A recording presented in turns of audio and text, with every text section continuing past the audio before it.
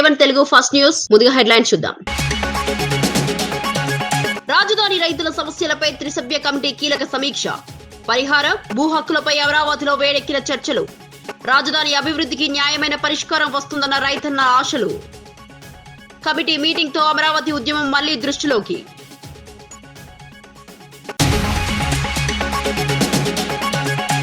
పెంచినయ్య హత్యపై గంజాయి బ్యాచ్ ను వదలొద్దని కోటంరెడ్డి వార్నింగ్. నెల్లూరులో రౌడీయిజం పెరుగుతోందని కోటంరెడ్డి సీరియస్ అలర్ట్. హత్య కేసులో నిజాలు బయటపెట్టాలని పోలీసులకు కోటంరెడ్డి డిమాండ్. ప్రజల భద్రతకు ముప్పు, గంజాయి గ్యాంగ్ పై యాక్షన్ కోరిన కోటంరెడ్డి.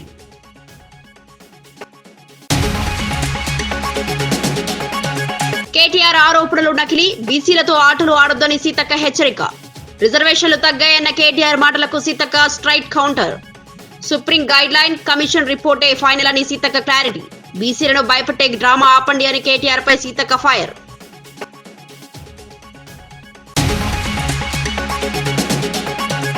కేసీఆర్ ఆమరణ దీక్షకు 16 ఏళ్ల పూర్తి, నాటి జ్ఞాపకాలను గుర్తు చేసుకుంటూ కేటీఆర్ ట్వీట్. కరీంనగర్ లో కేసీఆర్ అరెస్టు వీడియోను షేర్ చేసిన కేటీఆర్.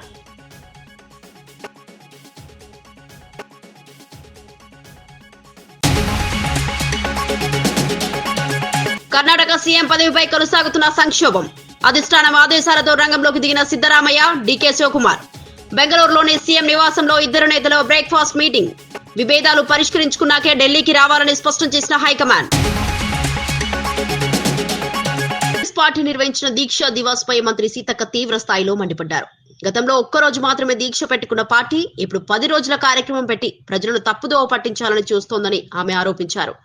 పంచాయతీ ఎన్నికలు దగ్గర పడుతుండటంతో ఓట్ల కోసం బీఆర్ఎస్ కుట్రలు పడుతోందని అన్నారు. తమ వ్యక్తిత్వాలను కించపరుస్తూ అబద్దాల ప్రచారం చేయడం రాజకీయ దురుద్దేశమని సీతక్క స్పష్టం చేశారు. ప్రజా సమస్యలను పక్కన పెట్టి కక్ష సాధింపు రాజకీయాలు చేస్తుండడం అంగీకార యోగ్యం కాదని ఆమె హెచ్చరించారు. సీతక్క వ్యాఖ్యలు బయటకు రావడంతో బీఆర్ఎస్ కాంగ్రెస్ మధ్య రాజకీయ వాతావరణం మరింత వేడెక్కింది. అదే విధంగా అభిజిత్, విదుల్ చావ్లా మరియు రంజిత్ అనే మేము అక్కడ దీక్ష చేస్తే కరోనాను ఆరోగ్యశ్రీలో చేర్చాలని దీక్ష చేయడం జరిగింది. దాని మీద ప్రభుత్వం, ఆనాటి ప్రభుత్వము దీక్ష చేయొద్దని అక్రమంగా కేసులు పెట్టి మమ్మల్ని కేసులలో ఇరికించడంతో మరి గత కొంతకాలంగా కేసులకు అటెండ్ అవుతా ఉన్నాం. ఈరోజు కేసుకు అటెండ్ అయితే మళ్ళీ 18కు వాయిదా వేయడం జరిగింది.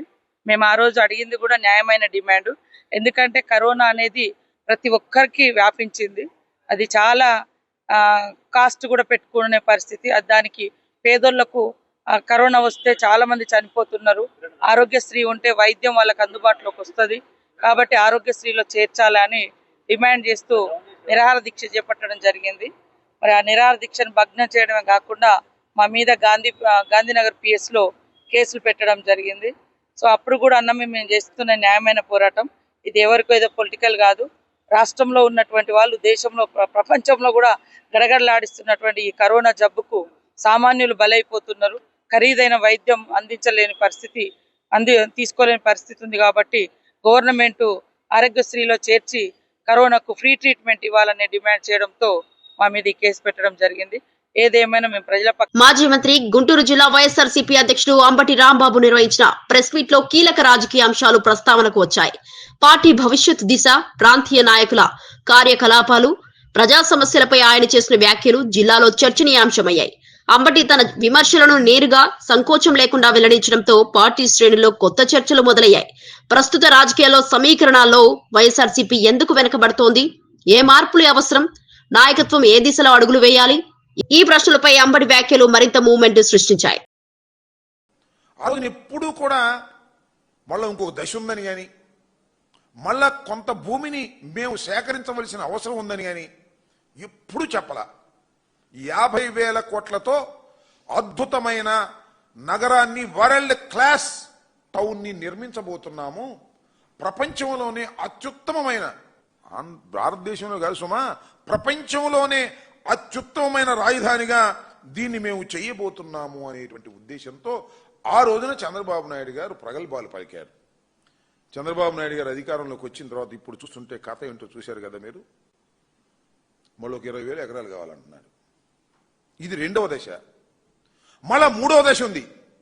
ఈ 2,000 ఎకరాల్లో 16,000 చిల్లర ఎకరాలను 16,666 ఎకరాలను రైతుల దగ్గర నుంచి పూలింగ్ చేసుకొని ఇంకా మిగతా ప్రభుత్వ భూమితో కలిసి 20,000 ఎకరాలకు దీన్ని 2వ దశలో సేకరించాలని, మళ్ళా 3వ దశలో కొంత భాగాన్ని సేకరించాలని చంద్రబాబు నాయుడు గారు భావించటం, దాని మీద నిన్న కేబినెట్ లో కూడా డిస్కస్ చేసి ఆమోదించడం జరిగింది. ఇది చాలా దురదృష్టకరమైనటువంటి పరిణామంగా నేను భావిస్తున్నాను. వైఎస్ఆర్ కాంగ్రెస్ పార్టీ కూడా భావిస్తుంది. ఎందుకంటే సుమారుగా 10 సంవత్సరాల క్రితం అక్కడ రైతులు 35,000 ఎకరాలు ఇచ్చారు. ఆ రైతులకి ఇస్తే వారికి రిటర్నబుల్ ప్లాట్స్, ఇదిగో ఇంత ఇస్తే ఇంత భూమిని మీకు డెవలప్ చేసి, పూర్తిగా డెవలప్ చేసి అద్భుతమైన ప్లాట్లను మీకు ఇస్తామని ఆ రోజున హామీ ఇచ్చారు. అట్రాక్ట్ చేయడానికి ప్రయత్నం చేశారు. అనేకమైన మాటలు చెప్పారు, అద్భుతమైన మాటలు చెప్పారు. రైతుల దగ్గర నుంచి ఆ భూములు తీసుకున్నారు. ఇవాళ రిటర్నబుల్ ప్లాట్స్ ఇచ్చారా ఎక్కడైనా అంటే ఇంతవరకు లేవు. కేటాయించామంటారు. ఎక్కడ కేటాయించాలి చూపించమంటే మీకు చాలా చిత్రం. అసలు పూలింగ్ లో లేని భూముల దగ్గరికి వెళ్ళి చూపిస్తున్నారు, అక్కడ చూపించామని. వాళ్ళేమో ఆశ్చర్యపోతున్నారు. అక్కడ రోడ్లు లేవు, మరొకటి లేవు. అసలు ఎక్కడా కూడా రిటర్నబుల్ ప్లాట్స్ 10 సంవత్సరాలు అయినా కూడా చూపించినటువంటి పరిస్థితుల్లో ఇవాళ ప్రభుత్వం ఉంది. రైతులు అలో లక్షణాన్ని బాధపడుతున్నారు. ఇచ్చిన భూములకు రిటర్నబుల్ ప్లాట్స్ ఇస్తా అన్నాడు చంద్రబాబు నాయుడు గారు. అద్భుతంగా వాటిని డెవలప్ చేసి ఇస్తామన్నారంటే డెవలప్మెంట్ సంగతి దేవుడు ఎరుగు. అసలు ప్లాటులు ఎక్కడ ఇచ్చారో కూడా తెలియనటువంటి పరిస్థితి ఇవాళ కనిపిస్తా ఉంది. ఇదిగో ఇక్కడ ఇచ్చామంటే అక్కడ పూలింగ్ భూమే లేని చోట ఇచ్చామంటారు.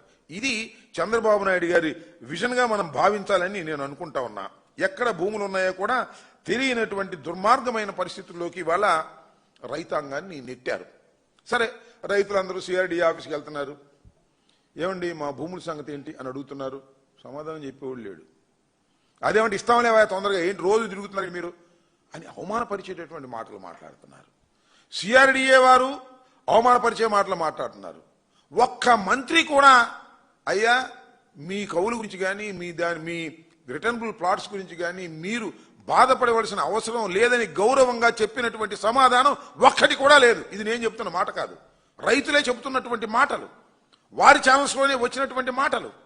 రైతులు ఈ విధంగా ఇబ్బంది పడుతూ ఉంటే ఆ రోజునేమో రైతులు అద్భుతం, అమోఘం, త్యాగదనం అన్నారు. ఈ రోజు రైతులు పనికి మానవుల కింద లెక్కేసి పక్కకు నెట్టేస్తుంటే రైతులు ఎంతగా బాధపడుతున్నారో నేను మీకు ప్రత్యేకంగా చెప్పవలసిన అవసరం లేదని కూడా ఈ సందర్భంగా నేను చెప్పదలుచుకున్నాను. ఈ విధంగా చంద్రబాబు నాయుడు గారు వరల్డ్ క్లాస్ రాజధాని నిర్మిస్తున్నామని చెప్పారు. మరి ఇవాళ మీరు చూశారంటే ఒకసారి చాలా ఆశ్చర్యకరమైన మాట మాట్లాడుతున్నాడు చంద్రబాబు నాయుడు గారు. సరే, ఇలాంటి మాటలు మాట్లాడతాం చంద్రబాబు నాయుడు గారికి అలవాటే. 50,000 ఎకరాల్లో అద్భుతమైన రాజధాని నిర్మిస్తామని చెప్పినటువంటి చంద్రబాబు నాయుడు గారే ఆ నోరో తాటి పట్టో నాకు తెలియదు కానీ అమరావతి రాయపూడి సిఆర్డీఏ కార్యాలయంలో రాజధాని రైతుల సమస్యలపై త్రిసభ్య కమిటీ సమావేశం కీలక చర్చలకు వేదికైంది. కేంద్ర సహాయ మంత్రి పెమ్మసాని చంద్రశేఖర్, మంత్రి నారాయణ, తాడికొండ ఎమ్మెల్యే తెనాలి శ్రావణ్ కుమార్ పాల్గొనడంతో సమావేశానికి ప్రత్యేక ప్రాధాన్యం లభించింది. రైతుల భూ హక్కులు, పరిహారం, పునరావాసం, పెండింగ్ అభివృద్ధి పనుల వంటి ప్రధాన అంశాలపై విస్తృతంగా చర్చ జరిగింది. రాజధాని ప్రాజెక్టు పునఃప్రారంభంపై రైతులు ఆశాభావంతో ఎదురు చూస్తుండగా అధికారుల సమస్యల పరిష్కారానికి ప్రత్యక్ష సమాచారం అందించారు. దీర్ఘకాలంగా నిలిచిపోయిన అభివృద్ధి కార్యక్రమాలకు ఇప్పుడు స్పష్టత వచ్చేందుకు ఈ సమావేశం కీలక మలుపుగా భావిస్తున్నారు. అమరావతి రైతులు కమిటీ నిర్ణయాలను ఆసక్తిగా గమనిస్తున్నారు.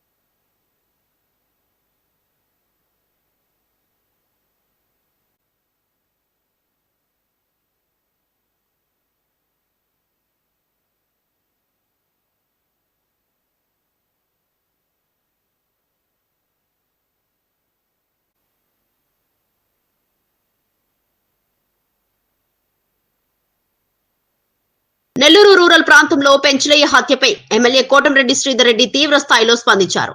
పడారపల్లి వద్ద జరిగిన ఈ దారుణం స్థానికులను కలవరపరిచిందని పేర్కొన్న ఆయన గంజాయి బ్యాచ్ పేరు పొందిన గ్యాంగ్ ను ఎట్టి పరిస్థితుల్లోనూ విడిచిపెట్టవద్దని పోలీసులకు సూచించారు. రౌడీయిజం చేసేవారు, గంజాయి విక్రయం చేసేవారు, భూ కబ్జాదారులు ఎవరు ఎంతటి వారైనా ఉపేక్షించకూడదని స్పష్టం చేశారు. ప్రజల భద్రతకు ముప్పు కలిగించే ఈ గ్యాంగ్ పై పోలీసులు చర్యలు వేగంగా కొనసాగాలని కోరారు. హత్య కేసులో నిజాలు వెలికితీసి నిందితులకు కఠిన శిక్ష విధించాలని ఆయన డిమాండ్ చేశారు. ఈ ఘటన తర్వాత ప్రాంతంలో చట్ట వ్యవస్థపై ప్రజల్లో ఆందోళన పెరిగింది. కోటంరెడ్డి వ్యాఖ్యలు వెలువడంతో పోలీసులు దర్యాప్తును మరింత వేగవంతం చేశారు.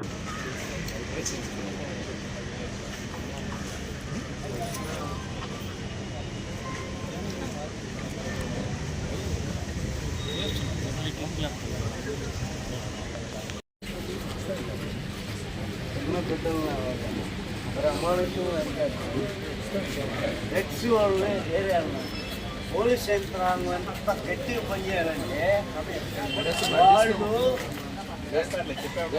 పోలీస్ యంత్రాంగం మురుపులు తీసుకుంటే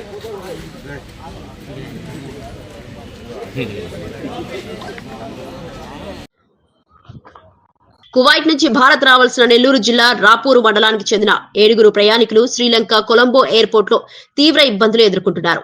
చెన్నైకి రావాల్సిన వారి విమానం భారీ వర్షాల కారణంగా రద్దు కావడంతో గత 2 రోజులుగా ఎయిర్పోర్ట్ లోనే చిక్కుకుపోయారు. ఆహారం, విశ్రాంతి, అవసరమైన సౌకర్యాల లేమితో కుటుంబాలు తీవ్ర ఆందోళన చెందుతున్నాయి. వెంటనే స్పందించి తమను సురక్షితంగా స్వదేశానికి తెప్పించాలని రాష్ట్ర ప్రభుత్వానికి వారు విజ్ఞప్తి చేశారు. సోషల్ మీడియాలో వీరి వీడియోలు, సందేశాలు విస్తృతంగా వైరల్ అవుతుండటంతో పరిస్థితి మరింత దృష్టికి వెళ్లింది. అధికారులు ఇప్పటికే విమానయాన సంస్థలతో సంప్రదింపులు ప్రారంభించినట్టు సమాచారం. ప్రయాణికుల కుటుంబాలు త్వరితగతిన చర్యలు తీసుకోవాలని కోరుతున్నాయి. కొలంబో టు చెన్నై టికెట్ తీసుకొని వచ్చాము. కువైట్ ఎయిర్పోర్ట్ లో వచ్చిన తర్వాత అక్కడ ఫ్లైట్ లేట్ అని చెప్పారు. మేము 7 o'clock వచ్చాము. తర్వాత ఫ్లైట్ వచ్చి షెడ్యూల్ మారింది కాబట్టి 1 o'clock ఆ టైం కువైట్ టైం వచ్చింది. కొలంబోలో ఉదయం వచ్చింది. ల్యాండ్ చేసేదానికి వీలు కాలేదు, వెదర్ సరిగా లేదు, వెదర్ సహకరించలేదని చెప్పి ల్యాండ్ చేసి టచ్ చేసి మళ్ళా లేసిపోయి 20 నిమిషాల పైన గాలిలోని చక్కర్లు కొట్టి అదే కొలంబోలో వేరే ఎయిర్పోర్ట్ దగ్గర మమ్మల్ని ల్యాండ్ చేశారు. మేము అనుకున్నామంటే okay, this is the weather problem కాబట్టి ఇబ్బంది ఏముండదని చెప్పే ఉద్దేశంతో మేము కూడా గమనిన్నాం. 3 గంటల వరకు ఫ్లైట్ లోనే పెట్టారు మమ్మల్ని. తర్వాత వెదర్ అదే విధంగా ఉంది, మేమేమి ఇంకేమి మార్పు లేదని చెప్పి అదే ఎయిర్పోర్ట్ నుంచి బయటికి మమ్మల్ని తీసుకుని వెళ్ళిపోయారు. అక్కడ ఏదో స్నాక్స్ ఇచ్చారు. తర్వాత వచ్చి మీరు ఇక్కడి నుంచి వెళ్ళిపోండి, మీ లగేజ్ తీసుకుని మీరు వెళ్ళిపోయి బయటికి పోండి, మిమ్మల్ని బై రోడ్ లో మేము కొలంబో ఎయిర్పోర్ట్ పంపిస్తాము, అక్కడి నుంచి మీకు పోయేదానికి ఈజీగా ఉంటుంది, అక్కడ ఫ్లైట్ ఉంటుందని చెప్పి తీసుకొని వచ్చి మా లగేజ్ మేమే తీసుకున్నాము. చాలా ఇబ్బంది పడినాము. మమ్మల్ని ఎంతమంది ఏ రకంగా ట్రీట్ చేశారంటే లైక్ ఏమంటారు, ఒక భిక్షగాళ్ళు మాత్రం రోడ్డు మీద వదిలేసి 1.5 గంట ఒక బస్సు వచ్చింది. ఆ బస్సులో కూడా చాలా వరకు రష్, తోపులాట. అదే విధంగా ఏదో కష్టపడి మేమందరం మా లగేజ్ తీసుకుని అక్కడ బస్సులో పెట్టుకుని తర్వాత బై రోడ్ 3 గంటల ప్రయాణం. అది దాదాపు 200 కిలోమీటర్లు ఉంటుంది. ఇది మేము వాడు దించిన ఎయిర్పోర్ట్ కి ఈ కొలంబో ఎయిర్పోర్ట్ కి వచ్చేదానికి రాత్రి. కాంగ్రెస్ ప్రభుత్వం తెలంగాణ తల్లి చేతుల్లో ఉన్న బతుకమ్మను తొలగించి తన గుర్తింపుతో కూడిన చిహ్నాన్ని పెట్టిందని కేసీఆర్ చేసిన వ్యాఖ్యలు రాజకీయంగా దుమారం రేపాయి. సెక్రటేరియట్ ముందు రాజీవ్ గాంధీ విగ్రహాన్ని ఏర్పాటు చేయడాన్ని ప్రశ్నించిన ఆయన త్వరలో తమ ప్రభుత్వం అధికారంలోకి వస్తే ఆ విగ్రహాన్ని తొలగించి అక్కడే తెలంగాణ తల్లి బతుకమ్మ విగ్రహాన్ని ప్రతిష్ఠిస్తామని ప్రకటించారు. బతుకమ్మ పండగ తెలంగాణ సంస్కృతి, రాష్ట్ర గౌరవ ప్రతీకమని, రాజకీయ స్వార్థం కోసం దాన్ని మార్చడం ప్రజల భావాలను దెబ్బతీసే చర్య అని కేటీఆర్ వ్యాఖ్యానించారు. ఈ ప్రకటనతో సోషల్ మీడియాలో భారీ చర్చ చెలరేగింది. కాంగ్రెస్ వర్గాలు కేటీఆర్ వ్యాఖ్యలను నిరాధారమని ప్రతిరూపించగా బీఆర్ఎస్ శ్రేణులు కేటీఆర్ కు మద్దతు తెలుపుతున్నాయి. దీక్షా దివస్ సాక్షిగా ఒక ప్రతిజ్ఞ మనందరం చేయాలి. ఇవాళ దీక్షా దివస్ సాక్షిగా కేసీఆర్ పోరాట స్ఫూర్తిగానే చెప్తున్నా, తిరిగి అదే జాగల తెలంగాణ తల్లిని పెట్టే బాధ్యత మనందరిది. బరాబర్ పెడతాం. మళ్ళీ తిరిగి ఆ తెలంగాణ తల్లి చేతుల్లో బతుకమ్మ పెట్టే బాధ్యత కూడా మనందరిది. తప్పకుండా గుర్తుపెట్టుకోవాల్సిన సందర్భం. మళ్ళీ ఈ దీక్షా దివస్ స్ఫూర్తిగా తెలంగాణ సోయిని సానబెట్టుకోవాల్సిన రోజు గుర్తు చేసుకుందాం. మంచిర్యాల ఎమ్మెల్యే ప్రేమ్ సాగర్ రావు అనారోగ్య సమస్యల తర్వాత తొలిసారిగా లక్ష్మణపేట మీడియా సమావేశంలో భావోద్వేగానికి గురయ్యారు. మీ అందరి ఆశీస్సులతోనే నడుస్తున్నారు, మీతో కలిసి మరింత సేవ చేయాలని కోరుకుంటున్నాను అని కన్నీరు మున్నీరయ్యారు. ఈ ప్రాంత అభివృద్ధి కోసం చివరి రిజల్ట్ కూడా శరవేగంగా అభివృద్ధి చెందుతుంది. అది అయినప్పుడు ఈ వైద్యానికి కూడా మనం ఎక్కడికి హైదరాబాదు, మద్రాసు, చెన్నై పోవచ్చు. అన్ని వైద్యాలు ఇప్పుడు నేను కూడా వైద్యం ద్వారా చూసుకున్నాను. అప్పుడు కొన్ని మిగిలిపోయి ఉన్నాయి, అవి కూడా ఇప్పుడు యాడ్ చేస్తాను.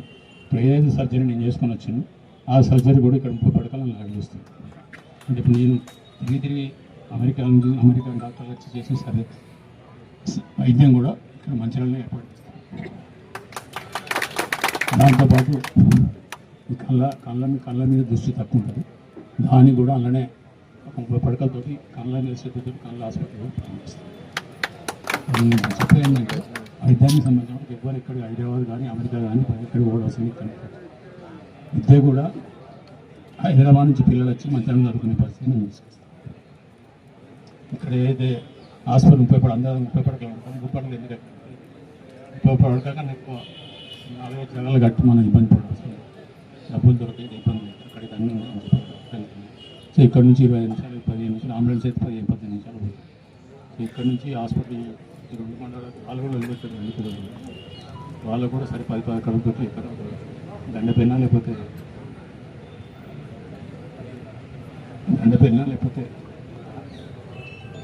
చేయడం జరుగుతుంది. ఇట్లా ప్రతి కార్యక్రమం తీసుకొచ్చి చేస్తుంది.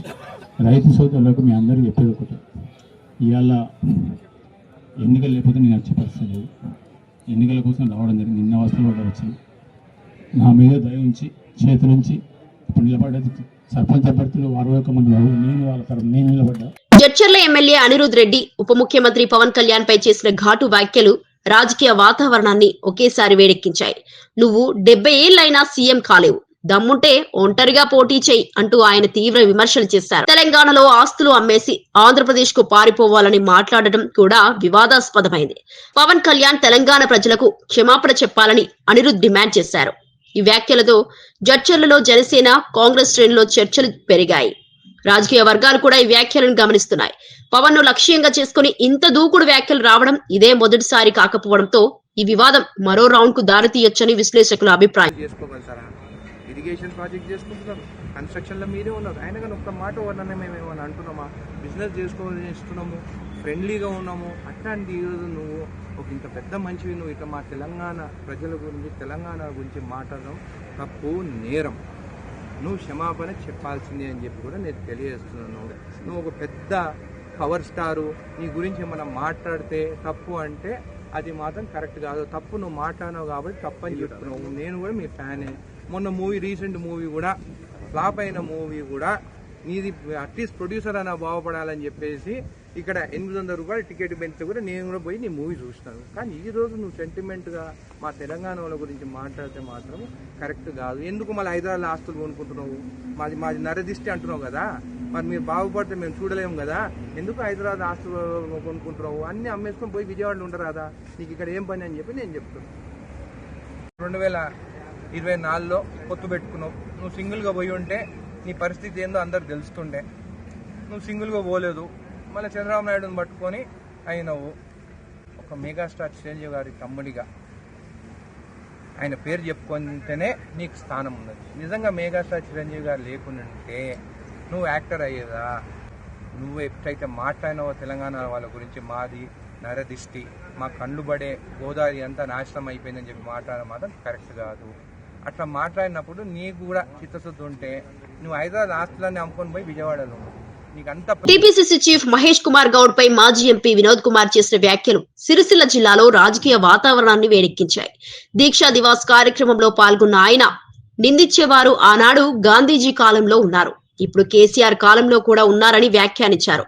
ఉప్పు సత్యాగ్రహం సమయంలో గాంధీ పరారయ్యాడని చెప్పేవారితో ఇప్పటి విమర్శకులేవీ తేడా లేదని అన్నారు. కేసీఆర్ ఉద్యమ దీక్షను దొంగ దీక్ష అన్నారని ఆరోపణలపై ఆయన ఘాటుగా స్పందించారు. నాయకులపై అబాసు పాలు చేసే విమర్శలు ప్రజాస్వామ్యాన్ని బలహీనపరుస్తాయని వినోద్ కుమార్ వ్యాఖ్యానించారు. ఆయన ప్రసంగం వీడియో సోషల్ మీడియాలో వైరల్ అవ్వడంతో మహేష్ గౌడ్ వర్గం కూడా ప్రతిస్పందించే అవకాశాలున్నాయి. మహేష్ కుమార్ గౌడ్ వినాలి. గాంధీ గారు కూడా గిట్లే అన్నారు. మహాత్మా గాంధీని సాబర్మతి ఆశ్రమం నుండి క్విట్ ఇండియా మూవ్మెంట్ కంటే ముందు, ఉప్పు సత్యాగ్రహం జరిగే ముందు మహాత్మా గాంధీ సాబర్మతి ఆశ్రమం అహ్మదాబాద్ నుండి బయలుదేరే ముందు డిండి యాత్ర ఆయన బయలుదేరిన తర్వాత అక్కడ ఉన్నటువంటి వ్యాపారవేత్తలు అక్కడ ఆ రోజు వరకు మహాత్మా గాంధీ గారికి సహాయం చేసేటువంటి కొంతమంది ఆ సాబర్మతి ఆశ్రమానికి కట్టడానికి చందాలు వసూలు చేసిండు మహాత్మా గాంధీ. మళ్ళీ తిరిగి ఇస్తా అని చెప్పిండు. ఈ తప్పించుకోవడానికి ఈ సాబర్మతి ఆశ్రమం చెల్లి పారిపోయాడు మహాత్మా గాంధీ అని కూడా నిందలేసింది ఇలాంటి శక్తులు. మహాత్మా గాంధీ ఏం చెప్పిండు? మన కేసీఆర్ గారు తెలంగాణ అభివృద్ధి వేగం ప్రపంచంలో అత్యంత పురోగతి సాధించిన దేశాలతో సమానంగా కొనసాగుతోందని ఉప ముఖ్యమంత్రి భట్టి విక్రమార్క అన్నారు. 2047 నాటికి రాష్ట్ర ఎకానమీని $1 ట్రిలియన్ స్థాయికి తీసుకెళ్లడమే ప్రభుత్వ ప్రధాన లక్ష్యమని పేర్కొన్నారు. పరిశ్రమలు, ఐటీ, వ్యవసాయం, స్టార్టప్స్ వంటి అన్ని రంగాల్లో సమగ్ర వృద్ధి సాధించేందుకు ప్రభుత్వం దిశానిర్దేశం చేస్తోందని తెలిపారు. పెట్టుబడుల పెరుగుదల, మౌలిక వసతుల అభివృద్ధి, విద్యారంగ సంస్కరణలు ఆల్ కలిసి రాష్ట్ర ప్రగతిని వేగవంతం చేస్తాయని అన్నారు. యువతకు అత్యాధునిక ఉద్యోగ అవకాశాలు సిద్ధం చేస్తామని, తెలంగాణను భారతదేశ ఆర్థిక కేంద్రంగా మార్చేందుకు ప్రభుత్వం అనేక విధానాలను అమలు చేస్తోందని భట్టి వెల్లడించారు. ఆయన వ్యాఖ్యలు బయటకు రావడంతో ప్రజలు, వ్యాపార వర్గాలు ఆసక్తిగా స్పందిస్తున్నాయి. రాష్ట్ర ప్రభుత్వ energy principal secretary Naveen Mittal గారు, ఎస్పీడీసీఎల్ సిఎండి ముషరఫ్ గారు, సింగరేణి సిఎండి బలరాం గారు, అట్లాగే ట్రాన్స్కో సిఎండి కృష్ణ భాస్కర్ గారు.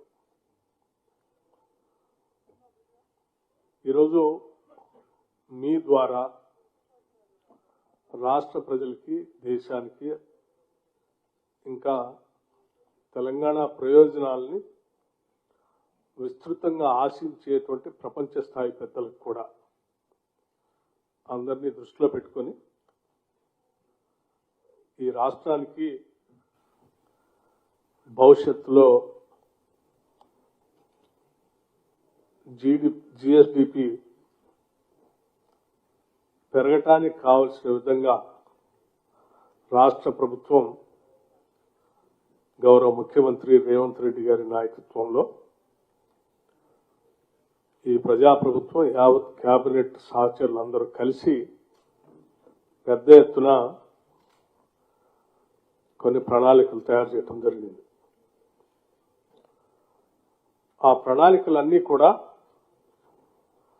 ఈ రాష్ట్రం కేవలం ఈ దేశంలో ఉన్నటువంటి రాష్ట్రాలతోనే కాదు, ప్రపంచంలో అత్యంత అభివృద్ధి చెందినటువంటి దేశాలతో పోటీ పడే స్థాయిలో తెలంగాణకి బలమైనటువంటి పునాదులు వేస్తూ 2047 కల్లా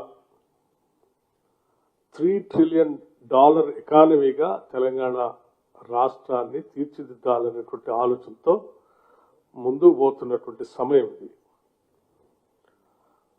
దానికోసం వేస్తున్నటువంటి ప్రణాళికలు, రావాల్సినటువంటి పెట్టుబడులు, ఇక్కడ వ్యవస్థీకృతంగా ఏర్పడవలసినటువంటి వ్యవస్థలు, వీటన్నిటికీ అత్యంత అవసరమైనది ప్రధానంగా ఎనర్జీ.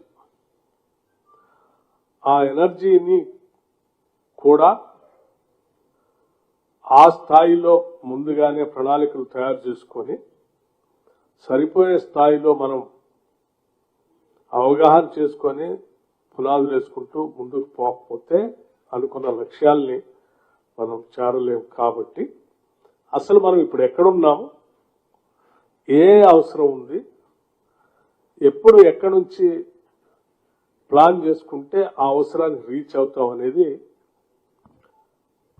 ఎలక్ట్రిసిటీకి సంబంధించి, ఎనర్జీకి సంబంధించి కొంత స్పష్టమైనటువంటి అవగాహనని ట్రాన్స్పరెంట్ గా ఉండేటట్టుగా కేవలం రాష్ట్ర ప్రజలకే కాదు, నిందా కూడా చెప్పినట్టు ఈ రాష్ట్ర ప్రయోజనాలను విస్తృతంగా ఆశించి ఆశీర్వదించేటువంటి దేశ స్థాయిలో ఉన్నటువంటి అందరికీ, ప్రపంచ స్థాయిలో ఉన్నటువంటి అందరికి కూడా ఈ విషయాలన్నీ అవగాహన చేయాలనేటువంటి ఆలోచనతోనే ఈ పవర్ పాయింట్ ప్రజెంటేషన్ని ఈరోజు మీ ద్వారా వారందరికీ తెలియడం కోసం ఒక చిన్న ప్రయత్నం చేస్తూ ఉన్నాం. ముఖ్యంగా why power is important. Power ఏ డెవలప్మెంట్ సంబంధించినటువంటి ఎకానమీ అయినా పూర్తి స్థాయిలో అభివృద్ధి చెందాలి అంటే అన్ని సెక్టార్స్ అనుకున్న స్థాయిలో అభివృద్ధి చెందాలి. ఉదాహరణకి మ్యానుఫ్యాక్చరింగ్ సెక్టర్ కానీ, సర్వీస్ సెక్టర్ కానీ, అగ్రికల్చర్ సెక్టర్ కానీ, ఉత్పత్తి రంగాలు. ఈ ఉత్పత్తి రంగాలు పెద్ద ఎత్తున అభివృద్ధి చెందితేనే వాటి ద్వారా ఉత్పత్తి భారీ స్థాయిలో పెరిగి రాష్ట్ర జిఎస్డిపికి ఉపయోగపడుతుంది. తద్వారా మన ఎకానమీ ఆశించిన స్థాయిలో ఎదుగుతుంది. వీటన్నిటి కూడా మ్యానుఫ్యాక్చరింగ్ సెక్టర్ కానీ, ఉదాహరణకి industries, business, services, technological, robotics, smart devices, ఆ సర్వీస్ సెక్టర్లో infrastructure, hospitals, transportation, water supply, అట్లాగే అగ్రికల్చర్ సంబంధించి వీటన్నిటి కూడా పవర్ అనేది అత్యంత ప్రధానమైనటువంటి అంశం. ప్రతి ఉత్పత్తి రంగానికి ఎనర్జీ పవర్ అందిస్తే తప్ప ఉత్పత్తి రాదు.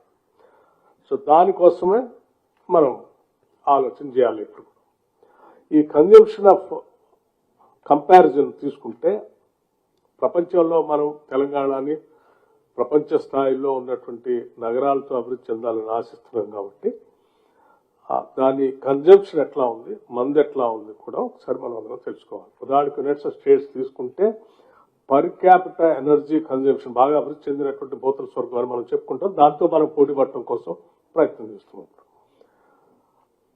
12,551 యూనిట్స్ అక్కడ యుఎస్ లో ఉంటే, జపాన్లో 7,655, China 6,524, Germany 5,904, Telangana 2,349. Though it is slightly above average of India, but Kurnool జిల్లా ఎమ్మిగనూరులో జరిగిన రోడ్డు ప్రమాదంలో 5 మృతి చెందడం తీవ్ర విషాదం కలిగించిందని ఎమ్మెల్యే బివి జయనాగేశ్వర్ రెడ్డి పేర్కొన్నారు. డ్రైవర్ నిద్రలో ఉండటం కారణంగా ప్రమాదం చోటు చేసుకున్నట్టు ప్రాథమిక సమాచారం వెల్లడైంది. బాధితుల కుటుంబాలకు ప్రగాఢ సానుభూతి తెలిపారు. రోడ్డు ప్రమాదాలను తగ్గించేందుకు కూటమి ప్రభుత్వం ఇప్పటికే కీలక చర్యలు చేపడుతోందని తెలిపారు. జాతీయ రహదారుల విస్తరణ, వాహన తనిఖీల కఠినంతరం, డ్రైవర్ అవగాహన కార్యక్రమాలు, అలా చాలా అంశాల్లో సంస్కరణలు కొనసాగుతున్నాయని పేర్కొన్నారు. ప్రమాదాల కారణాలన్నీ సమగ్రంగా విశ్లేషించి భవిష్యత్తులో ఇలాంటి ఘటనలు జరగకుండా ప్రత్యేక చర్యలు తీసుకుంటామని హామీ ఇచ్చారు. ప్రమాదం జరిగిన ప్రాంతంలో భద్రతా చర్యలు మరింత బలోపేతం చేయాలని స్థానికులు డిమాండ్ చేశారు. అక్కడి నుంచి వచ్చే వ్యక్తి డైరెక్ట్గా లెఫ్ట్ సైడ్ ఇంపాక్ట్. దురదృష్టం ఏమంటే ఆ కారులో ఉన్నటువంటి 7 మంది ప్రయాణించే వాళ్ళలో దాదాపు 5 మంది అక్కడికక్కడికే స్పాట్ డెడ్. 2 చిన్న పిల్లలు కూడా ఉన్నారు. కోలార్ నుంచి చిక్క హొసల్ అనే గ్రామం అని చెప్పి అక్కడ ఆ ప్రాంతం నుంచి చెప్పడం జరిగింది. ఇంకొక వెహికల్ ఏమో హైదరాబాద్ నుంచి వస్తున్నారు. సో మొత్తానికి ఓవరాల్గా చూస్తే దురదృష్టకరం, అసలు చాలా దుర్ఘటన. వారి కుటుంబాలకు ప్రగాఢ సానుభూతి తెలియజేస్తున్నాం. ఇక్కడ ఏదైతే ఉందో చర్యలు కూడా ఆ యాక్సిడెంట్ జరిగినటువంటి ఆ వెహికల్ ఏదైతే ఉందో అక్కడ నుంచి 4 తీవ్రంగా గాయపడ్డారు. వాళ్ళని కూడా హాస్పిటల్లో చేర్చడం జరిగింది. ఈ యొక్క బాడీస్ కానీ అదే రకంగా వారి కుటుంబ సభ్యులు కూడా వివరాలు చేర్చడం జరిగింది. ఇటువంటి దుర్ఘటనలు కూడా చూస్తున్నాం దాదాపు ఈ మధ్య కాలంలో. నిన్న కూడా ముఖ్యమంత్రి వాళ్ళు చంద్రబాబు నాయుడు గారు, కూటమి ప్రభుత్వం కూడా ప్రత్యేక దృష్టి పెట్టి స్పీడింగ్ కావచ్చు, హైవేస్ మీద ఉన్నటువంటి చర్యలు ఏ రకంగా తీసుకోవాలా, కంప్లీట్గా ఈ యాక్సిడెంట్స్ని తగ్గించాలా, దీని మీద కూడా ప్రభుత్వం చర్యలు తీసుకుంటూ ఒక బాధ్యతాయుతమైన నిర్ణయాలు కూడా తీసుకోబోతా ఉంది. ఇటువంటి దుర్ఘటన ఈ ప్రాంతం మన జ్యూరిడిక్షన్లో జరగడం చాలా బాధాకరంగా ఉంది. ఎందుకంటే చిన్నపిల్లలు అదే రకంగా ఆ కుటుంబంలో ఉన్న 5 కూడా వాళ్ళు అక్కడ నుంచి వచ్చేటువంటి స్పాట్ డెడ్ అక్కడ చనిపోవడం అనేది చాలా బాధాకరం. వారి కుటుంబాలకు ప్రగాఢ సానుభూతి తెలియజేస్తూ ఈ వివరాలతో పాటు వారికి కూడా ఏ రకమైన సహాయ సహకారాలు అందించాలో ప్రభుత్వం తరఫున అదే రకంగా పోలీస్ శాఖ వారు కూడా ఇమీడియట్గా దాని రిలీఫ్ కూడా మెజర్స్ అని తీసుకుంటారు. సరే, ప్రధానంగా వార్తలు ముగించే ముందు ముఖ్యాంశాలు మరోసారి. రాజధాని రైతుల సమస్యలపై త్రిసభ్య కమిటీ కీలక సమీక్ష. పరిహారం, భూ హక్కులపై అమరావతిలో వేడెక్కిన చర్చలు. రాజధాని అభివృద్ధికి న్యాయమైన పరిష్కారం వస్తుందన్న రైతన్న ఆశలు. కమిటీ మీటింగ్ తో అమరావతి ఉద్యమం మళ్లీ దృష్టిలోకి.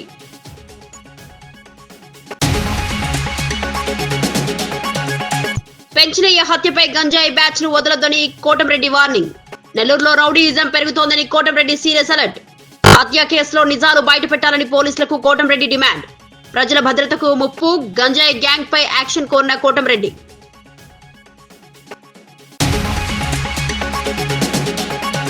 కేటీఆర్ ఆరోపణలు నకిలీ, బీసీలతో ఆటలు ఆడొద్దని సీతక్క హెచ్చరిక.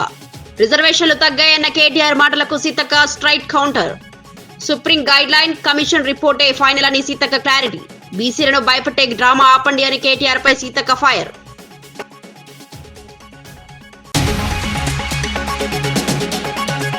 కేసీఆర్ ఆమరణ దీక్షకు 16 ఏళ్ల పూర్తి. నాటి జ్ఞాపకాలను గుర్తు చేసుకుంటూ కేటీఆర్ ట్వీట్. కరీంనగర్ లో కేసీఆర్ అరెస్టు వీడియోను షేర్ చేసిన కేటీఆర్.